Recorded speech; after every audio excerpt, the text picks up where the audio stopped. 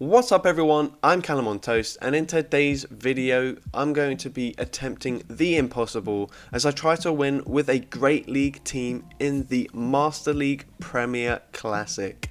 Now you may have seen I've done a similar challenge before as I won with a Great League team in the Open Ultra League, but this is a completely different challenge here in the Master League Premier Classic.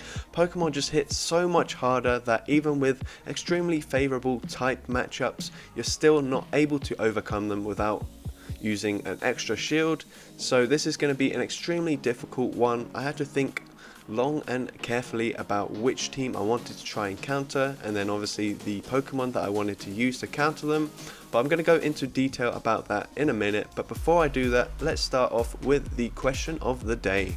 Which themed cup would you like to see in a different league? So to give you an example, we recently had the Element Cup, which is a 500 CP cup, but the meta would be extremely different if we had it in the Great League.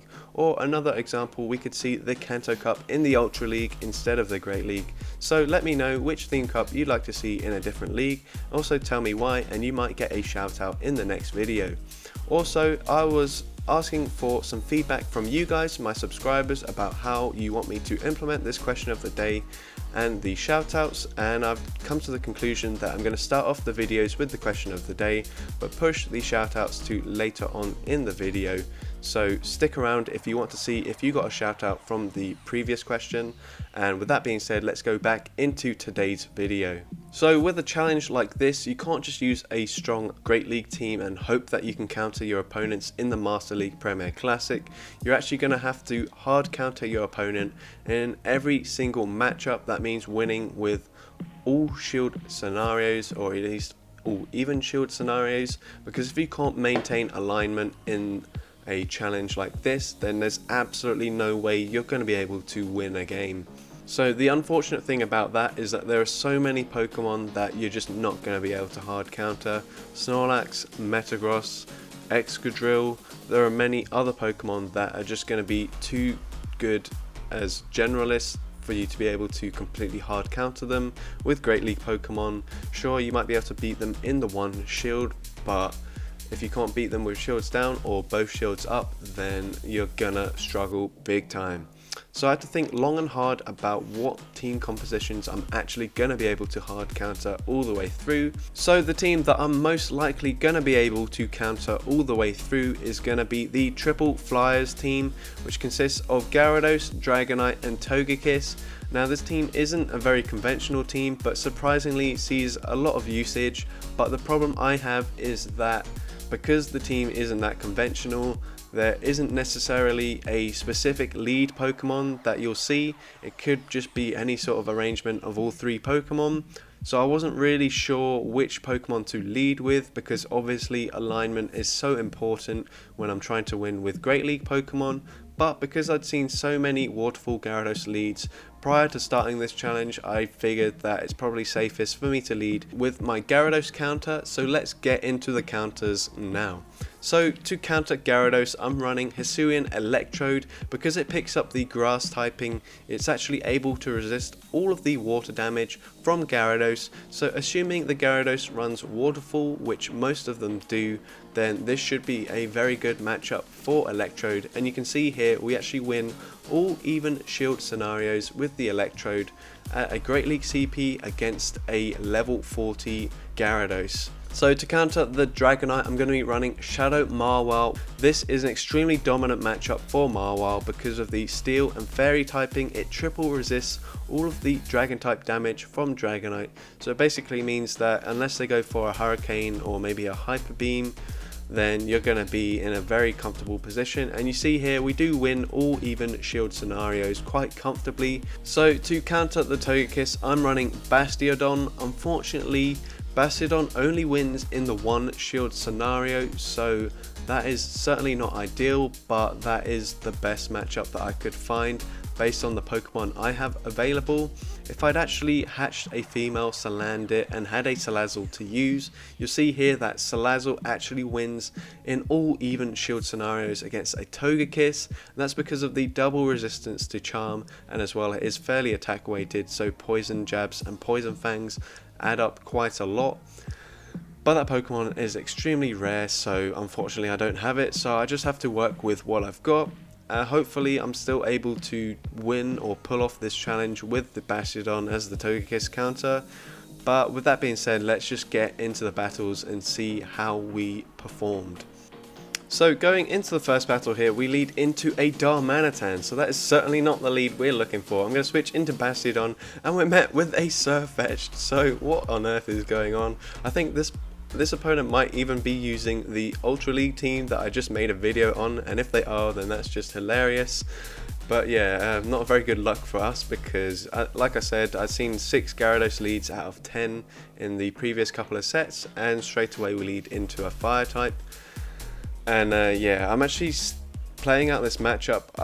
I'm obviously going to lose this game, but I wanted to see if I could at least take out the Surfetched, but it's a simultaneous KO and we lose. Into the next game, we lead into a Flareon. So what is going on?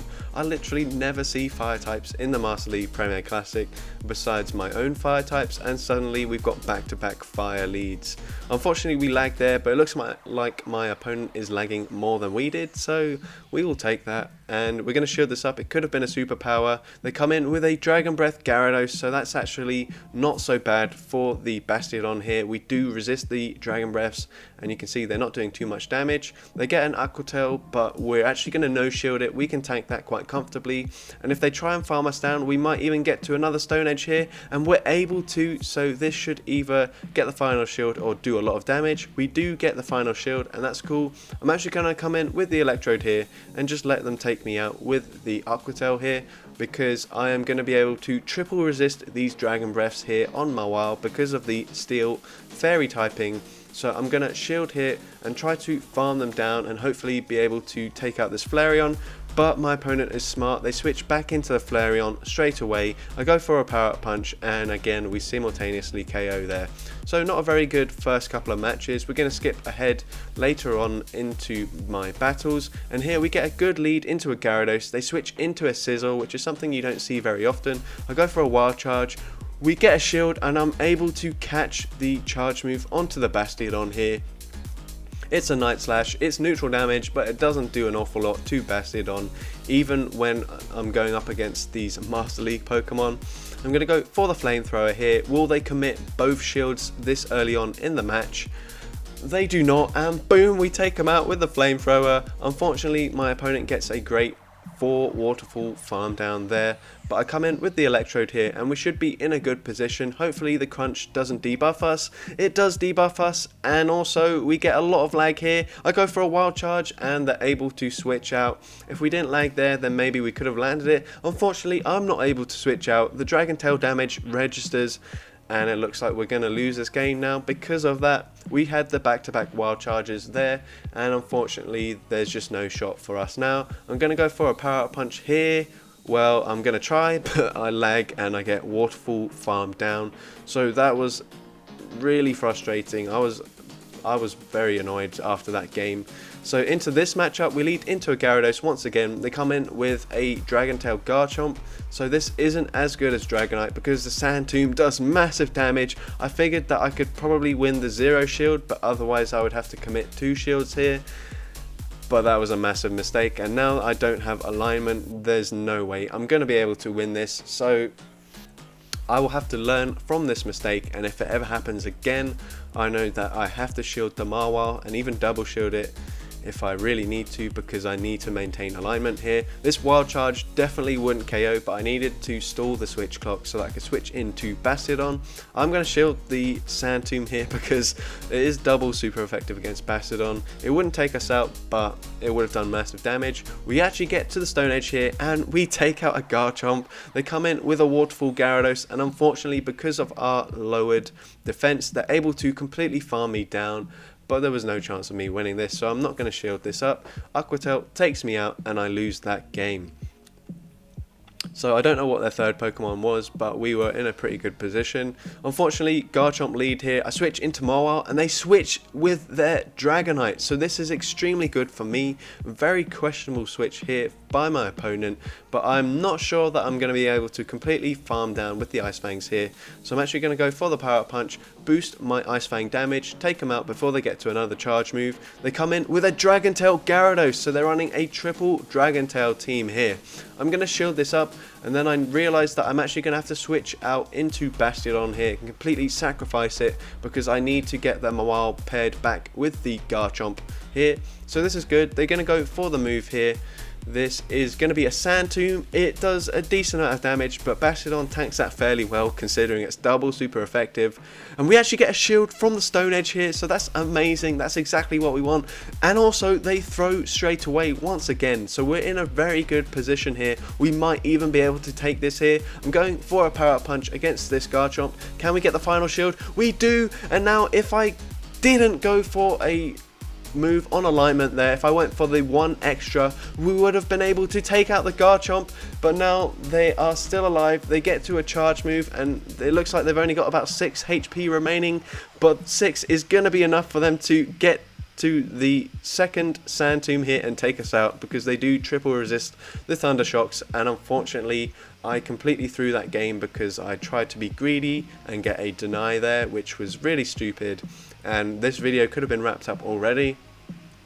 But into the next game here, I lead into a Primarina, so I'm going for a Wild Charge here. I noticed my opponent did lag by 1 turn at the start, so I'm going to switch out here, go into Bastiodon, and they actually come in with a Fire Fang Arcanine. So if this is their best response to a Bastiodon, then we might be looking good. Maybe they've got a Dragonite in the back, who knows. But this is a pretty good matchup for the Bastiodon here. I will shield this up. And it's a Bulldoze. I didn't even know Arcanine could learn Bulldoze. That is what is going on here. I'm going to go for the Stone Edge here, and we take them out. And they come in with a Dragon Tail, Alolan Exeggutor. So this match is just insane so far.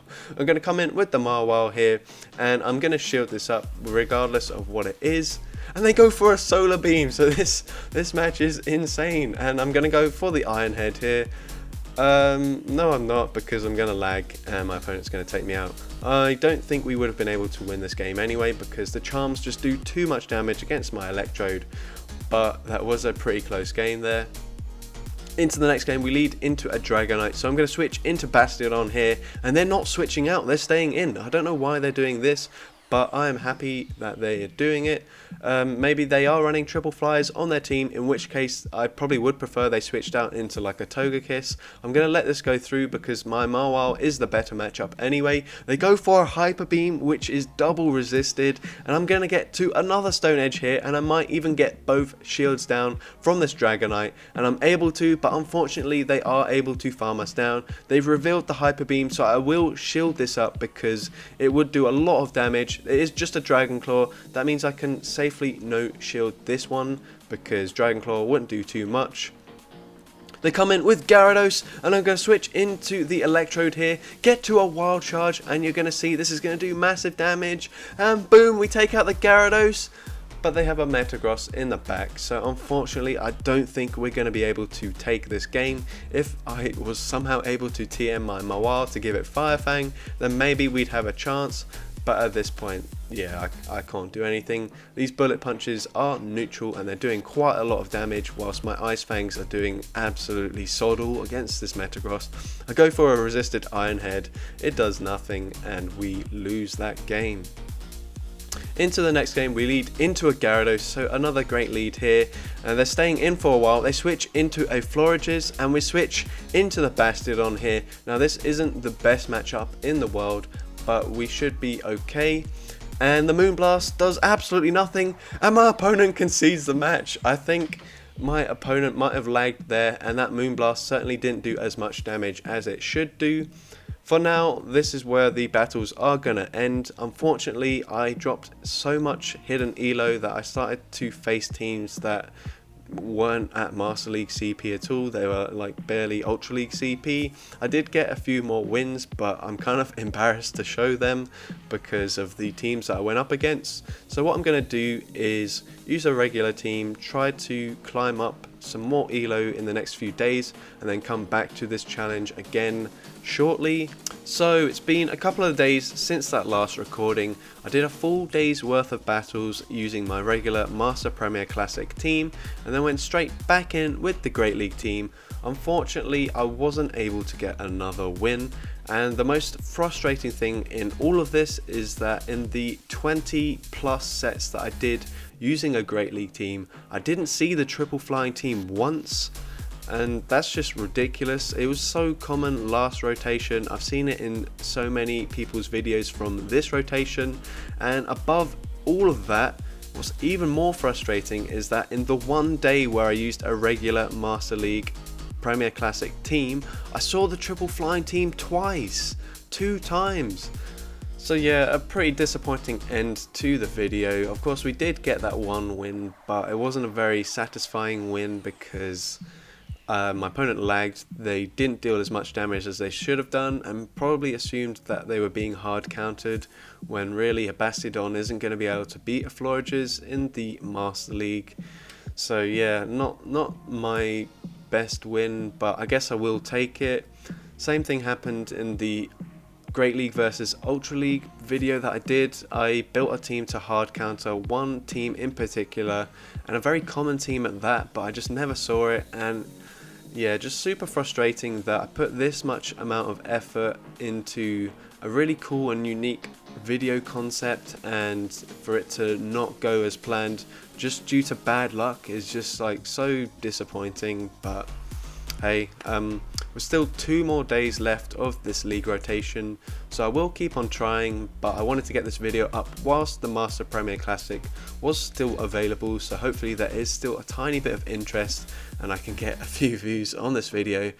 So if you enjoyed today's video, then make sure you smash that like button, leave a comment letting me know, and also don't forget to respond to today's question of the day if you haven't done so already. Before I end the video, I will of course include the shout outs from the previous question of the day. So I'm going to start off with PokeChannel.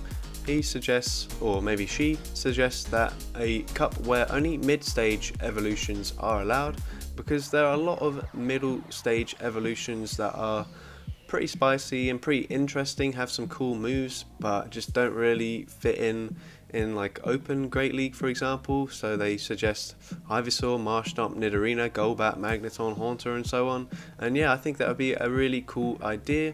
They create a wide variety of different Pokemon Go content, so feel free to check them out. Another response that I really like is from Dumbify, and they suggest having a cup that is limited by overall stat product rather than CP, as it would give attack weighted Pokemon more play and may speed up the battles. It may also make spicier Pokemon more viable, and I think this is a really cool idea. Of course, a lot of the meta you see now either have insanely high stat products or have really good movesets, but you don't see too many attack weighted Pokemon having a ton of play in the Great League or in the Ultra League where there is a CP cap. But yeah, if you just limited it by stat product, then it would make the playing field a lot more even for some of the bulkier Pokemon and the attack weighted Pokemon. So I think that's a really cool idea. And finally, we've got Ditto, we've got Eric Muller, and we've got Jamie Finn, the man himself, all suggesting a Shadow Cup where you can only use Shadow Pokemon. This indeed would be a very cool cup, and it's a very likely cup that I think we would see in the future, so that would be extremely cool. Ditto does have a YouTube channel, so go check them out. Jamie Finn, of course, he has a YouTube channel. You've probably seen his content, you're probably already subscribed to him, but if not, he does make some awesome triple shadow content, and as well, I've submitted battles in the past to his channel for him to shoutcast, so yeah, definitely go check him out. Eric Muller doesn't have a YouTube channel, or at least they don't upload any videos, but they still deserve a shout out for that response, and so we're going to end the shout outs there. And with that being said, thank you all so much for watching this video, and I hope you have a great rest of your day.